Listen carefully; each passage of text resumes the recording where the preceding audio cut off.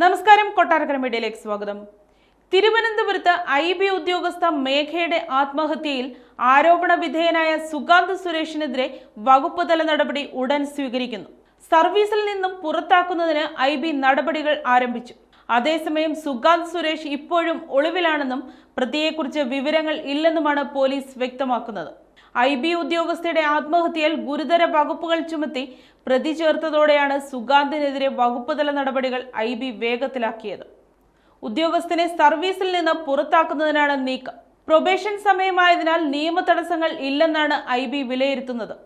സുഗാന്ത് ജോലി ചെയ്തിരുന്ന കൊച്ചി വിമാനത്താവളത്തിന് ചുമതലയുള്ള കൃഷ്ണരാജ് IPS ആരോപണങ്ങൾ സംബന്ധിച്ച് അന്വേഷണം നടത്തുന്നുണ്ട്.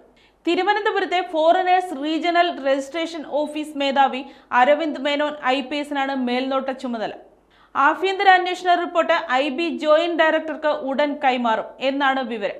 അതേസമയം IB ഉദ്യോഗസ്ഥയുടെ മരണശേഷം ഒളിവിൽ പോയ സുഗാന്ത് സുരേഷിനെ കണ്ടെത്താൻ ഇനിയും പോലീസിന് സാധിച്ചിട്ടില്ല.